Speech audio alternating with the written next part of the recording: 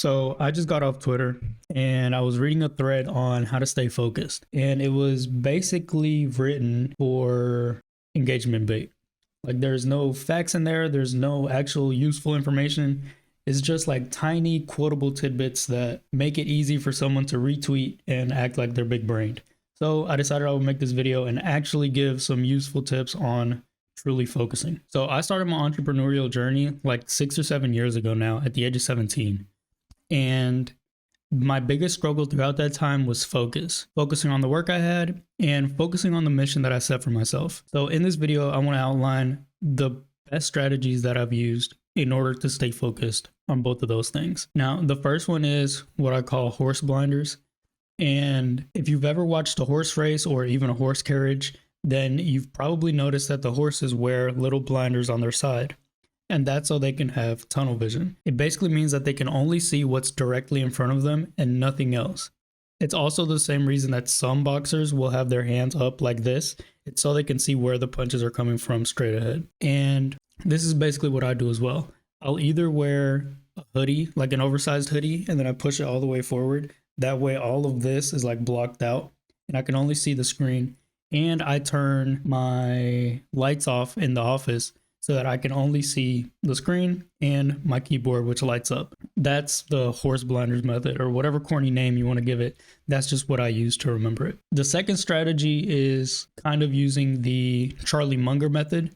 So Charlie Munger, instead of figuring out what he wants and then making a plan for it, he figures out what he wants and then looks at the exact opposite, figures out how to get the exact opposite, and does the exact opposite of that.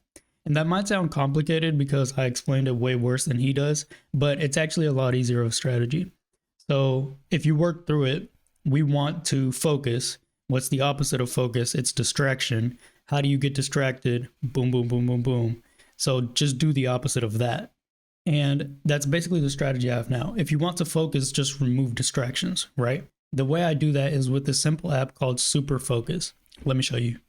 Okay, I misspoke. It's actually called Self Control. This is basically what it looks like, and it's the most simple UI ever. I'll just set it for 1 minute. So you start blocking, and then you edit your block list, and you have here, what apps it is that you want to block. Or you could do an allow list and set the apps or websites that you want to allow. I'll just do it for 1 minute, start block, and then if I try to go to a website, let's just do Facebook, then it will literally block the internet connection from it. And that's how self-control works. So, I mean, you literally won't be able to access the internet on those websites, meaning you can't access the website at all. The second one is putting your phone on airplane mode. I mean, you shouldn't have any notifications on your phone anyway, but putting your phone on airplane mode and then putting it in a drawer or in another room. I have a Mac, so I just put it on work focus, and that means that no notifications come in, no calls, no anything at all, literally. So the next strategy is dopamine based, and it's based on a psychology experiment that I read about years ago. So the facts here are probably wrong, but the gist is right.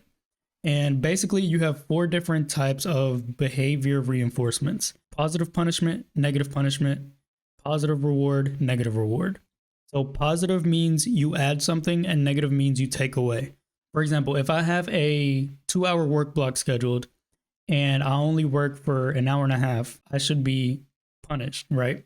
Either with a positive punishment or a negative punishment. So again, positive adds, negative takes away. So I could take away my last meal for the day, if you're okay with that. You have to actually know yourself and what affects you. I'm not a person who enjoys eating, so that wouldn't really affect me much. But, I do enjoy watching movies, for example. I love movies and I try to watch one every night. So I would take that away from myself. Or I could do a positive punishment, meaning that I would add an extra workout. I'm not a person who generally enjoys workouts, so I would add, 50 push-ups to my workout that day. Now, let's say I set myself a 2-hour work session and I work for 2 hours and a half and I knock out the project, which was supposed to take, 8 hours total. Then I would reward myself, either a positive reward or a negative reward, right? If I have set myself to go work out every day and that's not something I enjoy, then I would take away the workout for the day and I would just relax. Or I would add something that I like. Instead of watching 1 movie that night, I would watch 2. Now, this is the most basic example that I could think of, like on the spot, But that's basically how it works. And this is basically how you train your dopamine. When I wake up every morning, I drink a small glass of coffee, basically espresso, like a shot of espresso. And that instant dopamine hit tells my brain, okay, waking up is good because we get coffee. And that helps me wake up every single day. I also love my life and love what I do, so it's not super difficult waking up. But those tiny reward triggers are what motivates humans, all humans, to do the things they do. 3 simple words to remember this is trigger, action, reward. Okay, so just think about that. Trigger is something that tells you you have to do an action, and the reward is what you get for doing that action. Now, I know I said positive or negative reward, but that's not the right word to use. A reward is simply the consequence you get for the action. So either a reinforcement or a punishment. That's that strategy. Okay, so these last 2 I put last purposefully. My retention rate right now isn't that high. So I know that people probably won't make it this far. And if they do, then you're the ones who are genuinely interested in focusing and getting things accomplished. So with that being said, the second to last one and the second to most important is your diet. If you are eating inflammatory foods and are working inflamed, then you will lack focus. Now, this probably doesn't make much sense, but if you do the research, then you will realize that when your brain is focused on digesting food, even if it's subconsciously, that is all it can really work on. There's a reason athletes don't eat big before the game or they fast. That's because an empty stomach creates focus. Kobe Bryant notoriously did not eat 3 or 4 hours before the game, even when the rest of the team was getting filled up on luxury foods. So ideally, don't eat until after you've done your work or your deep work session. So for me, for example, I try to wake up around 4 a.m.